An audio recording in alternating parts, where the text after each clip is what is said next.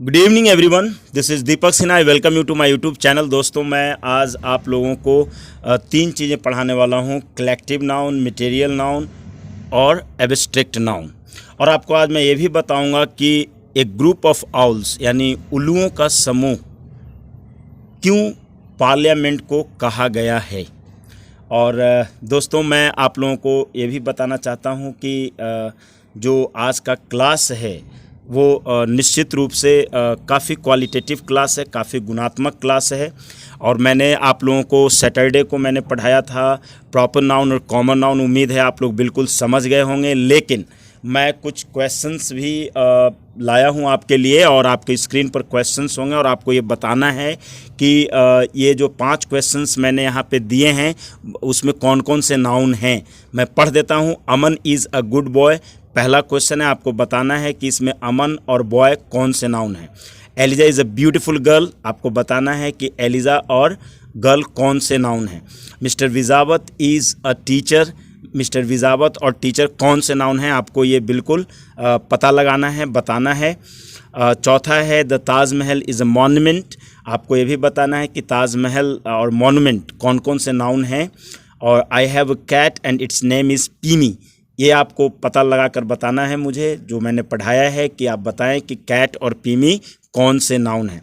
दोस्तों चलिए मैं आपको खुद ही बता देता हूं। देखिए, अमन इज़ अ गुड बॉय का मतलब हुआ अमन एक अच्छा लड़का है। अमन प्रॉपर नाउन है क्योंकि प्रॉपर नाउन जो है किसी एक व्यक्ति या वस्तु यानी खास व्यक्ति वस्तु के बारे में बताता है। तो अमन एक नाम है और किसी भी व्यक्ति का नाम प्रॉपर नाउन होता है। तो अमन जो है यहाँ पे प्रॉपर नाउन है। और बॉय कॉमन नाउन है क्योंकि अमन बॉय जाति का है।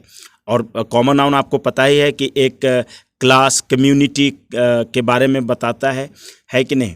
मैंने उस दिन आप लोगों को बता दिया था। दूसरा है Eliza is a beautiful girl, यहाँ पे एलिजा जो है प्रॉपर नाउन है और गर्ल जो है कि कॉमन नाउन है क्योंकि गर्ल एक जाति का हो गया।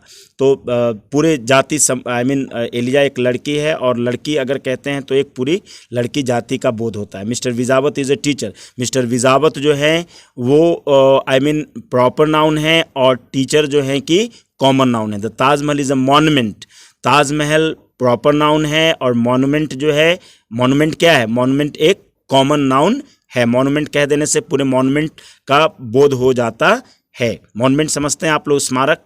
आई have a cat and its name is Pimmy, यहाँ पे कैट और पीमी, कैट यहाँ पे कॉमन नाउन है दोस्तों क्योंकि कैट जाति का बोध हो जा रहा है। और पीमी PIMMY एक नाम है जो कि एक जानवर का नाम है। तो कोई का भी नाम रहे, व्यक्ति वस्तु जानवर किसी का भी नाम रहे, वो खास नाम होता है दोस्तों, और इसलिए वो प्रॉपर नाउन है। और मैंने प्रॉपर नाउन में आपको ये भी बताया था, यदि आपको याद हो तो, कि हर प्रॉपर नाउन का जो पहला अक्षर होगा वो कैपिटल होगा। आप अमन का देखिए, पहला अक्षर कैपिटल, एलिजा पहला अक्षर कैपिटल, मिस्टर विजावत पहला अक्षर कैपिटल, ताजमहल पहला अक्षर कैपिटल, पीमी पहला अक्षर कैपिटल है।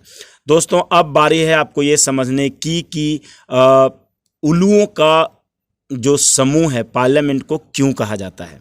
देखिए, हम इसे कलेक्टिव नाउन में पढ़ेंगे। आपको देखिए, उल्लू जो शब्द है, उल्लू को निगेटिव अर्थ में लेने की ज़रूरत नहीं है। उल्लू बहुत बड़ी चीज़ होता है। उल्लू माता लक्ष्मी की सवारी होती है क्योंकि बहुत बुद्धिजीवी प्राणी उल्लू को माना गया है हमारे शास्त्रों में भी। तो इसलिए आप जान लीजिए कि उल्लू का कितना बड़ा महत्व है। और यह और बात है कि हम लोग उल्लू का प्रयोग निगेटिव अर्थ में कहते हैं, उल्लू बनाने के लिए, मूर्ख बनाने के लिए, लेकिन ऐसा नहीं है दोस्तों। अब आपके स्क्रीन पर कलेक्टिव नाउन आ रहा है। कलेक्टिव नाउन का मतलब होता है समूहवाचक संज्ञा। आप बिल्कुल समझिए, the noun which denotes the group of persons, things and creatures. यानी जो कलेक्टिव नाउन है वो क्या होता है, वो व्यक्तियों का, चीज़ों का और जीव जंतुओं का जो समूह होता है उसे हम कलेक्टिव नाउन कहते हैं। और दूसरा भी मैंने लिखा है, ये समझने के लिए मैंने लिखा है ताकि मैं आपको समझा सकूं।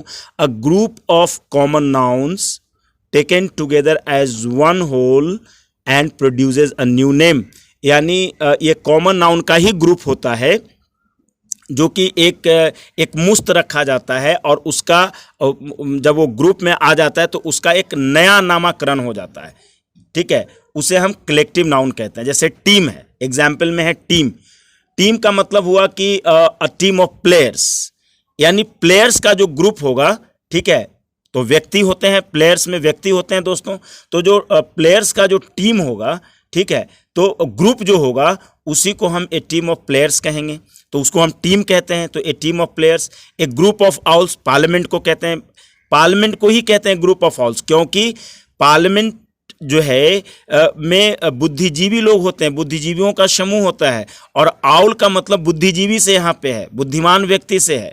ये चीज़ को आप लोग बिल्कुल दिमाग में रख लीजिए। आउल का मतलब वो कोई निगेटिव अर्थ में नहीं है। अ ग्रुप ऑफ आउल्स, जो जितना ज़्यादा जो उल्लू होता है, वो जितना ज़्यादा पुराना होता है, बूढ़ा होता है, वो उतना ज़्यादा बुद्धिजीवी होता है। और यही वजह है कि नेता लोग जितना ज़्यादा पुराने होते हैं उतना ज़्यादा उन्हें अनुभवी माना जाता है और समाज में, देश में उनका इज्जत और प्रतिष्ठा होता है। एक क्लास ऑफ स्टूडेंट्स, यहाँ पे जो स्टूडेंट्स का ग्रुप होता है दोस्तों, उसे हम क्लास कहते हैं। ए पेयर ऑफ शूज़, जो शूज़ का ग्रुप होता है उसको हम पेयर वो कहते हैं, पेयर ऑफ शूज़, ठीक है।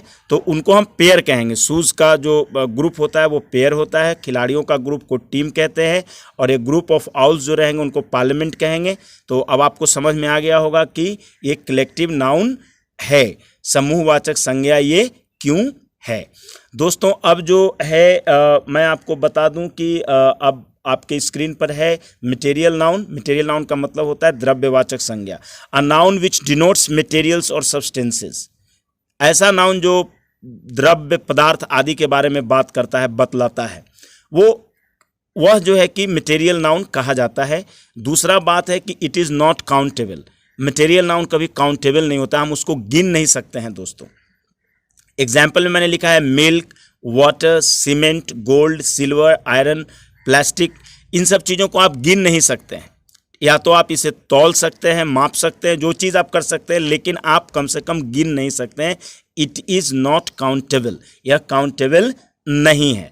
मैंने एग्जाम्पल में लिखा है the main gate was made of iron, यानी जो मेन गेट था, जो मुख्य दरवाज़ा था, वह जो है कि आयरन का बना हुआ था, लोहे का बना हुआ था। यहाँ पे आयरन क्या हो गया दोस्तों, यहाँ पे आयरन जो है कि मटेरियल नाउन हो गया। This chair is made of plastic, यह जो चेयर है वो प्लास्टिक का बना हुआ है। यहाँ पे प्लास्टिक कौन सा नाउन है, मटेरियल नाउन है दोस्तों।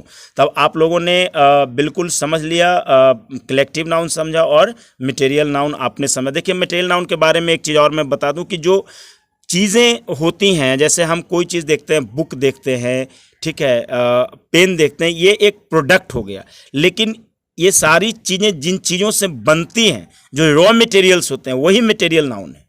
जो रॉ मटेरियल्स होते हैं वही जो है कि मेनली जो है वो मटेरियल नाउन है। इसी चीज़ को समझिए। अब जैसे पेन है, पेन किस चीज़ से बनेगा, या तो लोहे से बनेगा, प्लास्टिक से बनेगा। तो प्लास्टिक, लोहा, ये सब क्या हो गया, एक मतलब बिल्कुल रॉ मटेरियल हो गया। किसके लिए, पेन के लिए हो गया ना। तो इसलिए जो है कि इसे हम मटेरियल नाउन के अंतर्गत में हम रखते हैं।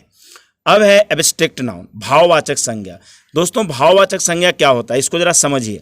The noun which can not be experience directly through our sense organs, ऐसा नाउन जिसे हम डायरेक्ट रूप से जो है कि हम अपने सेंस ऑर्गन्स के द्वारा इसे हम अनुभव नहीं कर सकते। सेंस ऑर्गन्स हमारे 5 हैं, तो न तो हम देख सकते हैं, न उसे टेस्ट कर सकते हैं, न छू सकते हैं, ठीक है, तो न उसे हम सूंघ सकते हैं, ठीक है। तो ऐसा नाउन जिसे ना हम देख सकते हैं, सूंघ सकते हैं, वो सारे के सारे एब्स्ट्रैक्ट नाउन होगा।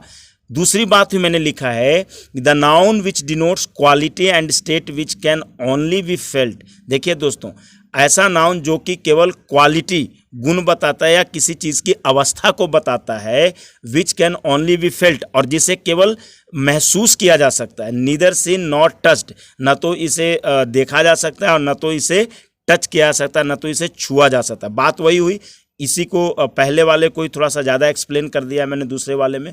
तो ऐसे जो नाउन्स होंगे वो बिल्कुल एब्स्ट्रैक्ट नाउन कहलाएंगे, यानी the noun which denotes quality, ठीक है।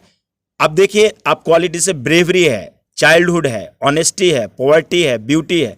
आप ब्रेवरी को बिल्कुल जो है कि आप न तो देख सकते हैं, न तो आप छू सकते हैं, बिल्कुल नहीं। ब्रेवरी को आप महसूस करते हैं कि क्या कायरता है और क्या ब्रेवरी है, ये चीज़ें जो है कि आप सिर्फ महसूस करते हैं, आप उसको सूंघ नहीं सकते, उसको टच नहीं कर सकते हैं।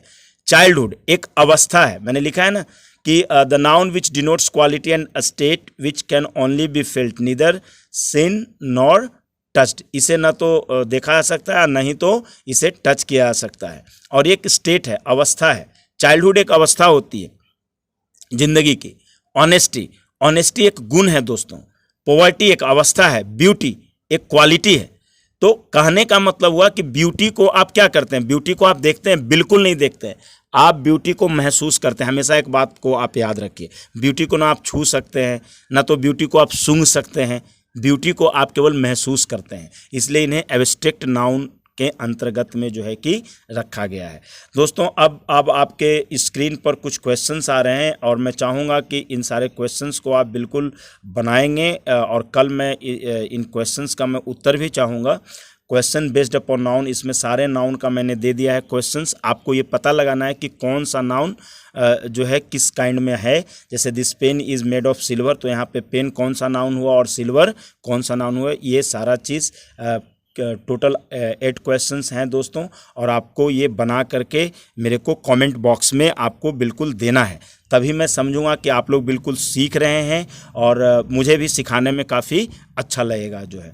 दोस्तों अभी तक जिन लोगों ने सब्सक्राइब नहीं किया है, बिल्कुल आप सब्सक्राइब कर लीजिएगा चैनल को और शेयर बिल्कुल कीजिए, क्योंकि जितना ज़्यादा आप शेयर कीजिएगा उतना ज़्यादा लोगों तक ये बातें पहुंच पाएंगी और लोग बहुत सारी चीज़ों को सीख पाएंगे। क्योंकि ग्रामर की चीज़ें हैं, बहुत ही गुड चीज़ें होती हैं, बहुत इंपॉर्टेंट चीज़ें होती हैं, और ये आपको बिल्कुल माध्यम बनना चाहिए कि ये सारी चीज़ें जो नॉलेज की चीज़ें हैं ये अन्य लोगों तक आप पहुंचाएं। आप इसका बिल्कुल अन्य लोगों को भी आप इन चीज़ों को देने का कोशिश करें, ताकि अन्य लोग भी इस वीडियो का लाभ उठा सकें।